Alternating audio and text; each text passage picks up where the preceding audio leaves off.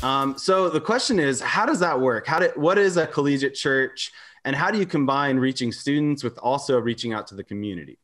Yeah. So collegiate church for us is a church that is focused on a college campus. We're the Collegiate Church Network. So we do have churches that are collegiate, that are their main priority, would say the center of what they try to do is the campus. We also have associated churches in our network, which may be a little bit more focused on the whole city, but the campus is a priority. So maybe not be number one. So that kind of differentiates. For us, we were actually planted from a church from Michigan State University back in the 80s, which is an in-conference rivalry again. And then we also downline, we in 2013 planted a church to OSU. So it's really interesting to see how even through rivalries in the collegiate world, the gospel still wins us over to go.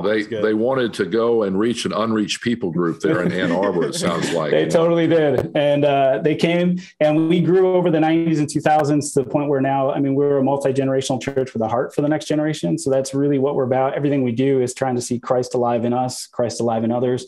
And at the center of that is a lifestyle of worship, community mission. That's what we want to build and instill in everyone that comes from here. That's something that we landed on, that we feel like no matter what church or ministry you look at, those tend to be the three encompassing things. And a lot of churches will just say those are they name them, they might call them different, up, in and out, or lots of different phrasing, but leaning into those spaces and trying to help build lifestyles in that. So for us, reaching students on the college campus is invigorating. It's awesome. There's a vibrancy that comes through that, a passion. The worship is awesome. Reaching adults and families, there's wisdom, there's all kinds of different dynamics that you're navigating into. And it is the future where college students are going anyway, is like the vast majority that we minister to are not staying, they're going.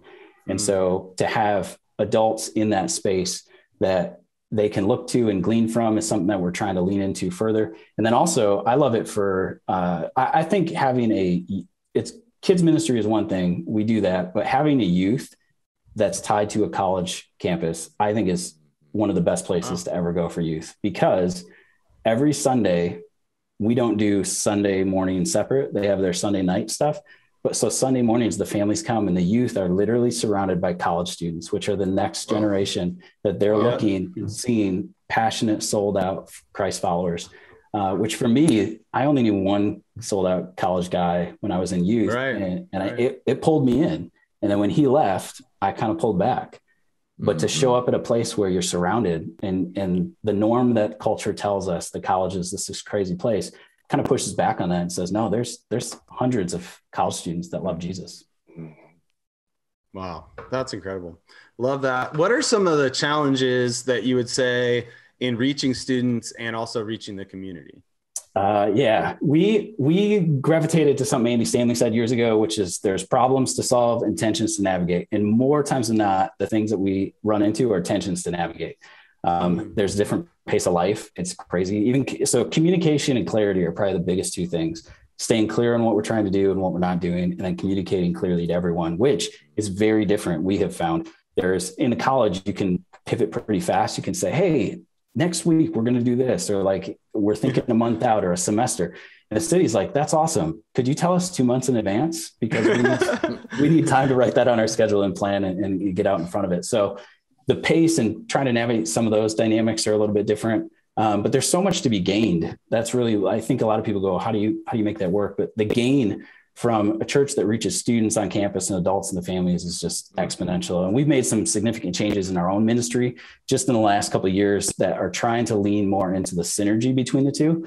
And we don't have it all solved. We feel like we are in a place where more than ever, our whole staff team and our church, we did a visioneering project and came up about 5 years ago through dream sessions with the whole church about what's the vision for the next 10 years. We changed our about statement, our mission, new values.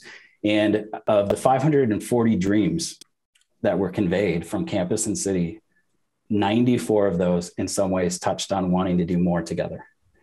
Wow. And so we are still walking into that, leaning into it and trying to learn from other churches, and then even what's God doing in our midst. So there are challenges. As a collegiate pastor, I kind of had a let's go to them kind of ministry philosophy where it was more of a campus-based focus, really, and yet some churches, even near campuses, it's kind of a you come to us approach with the students, hoping that what good preaching and good worship will attract them, But how would you describe the ministry philosophy of New Life in Ann Arbor, as well as the different churches in your network, based upon those, those different approaches?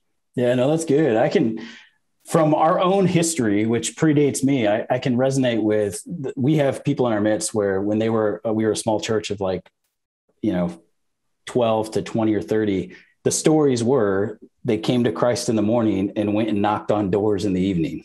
Nice. That was it. It was like they came to Christ and it's like, all right, let's go tell our friends. And they're like knocking on doors and sharing the gospel. So there was definitely like a let's go to them approach. And then I think what happened in a lot of the American culture is, the megachurch movement and the attractional, and it had a missional mindset. It was trying to reach and be an open door in a lot of ways, and there's a lot of good that can come through that, but also it has its limitations. And so what I actually see is some of the shift that you're talking about, as far as be in the church that goes out. I see that happening across the country right now. Yes. My wife and I was a pastor who was in Western Michigan for a long time. He's down in Florida now. And a saying he had for years was go now and be the church. That was his, at the end of every service, that's what he said. Well, now that's kind of like become a tagline, like so many churches. He was doing it a decade before it was popular. And we're watching these other churches and my wife's like, does every church say that now? And I'm like, sometimes when God's moving, that's what I feel like God's doing. He's inviting the church to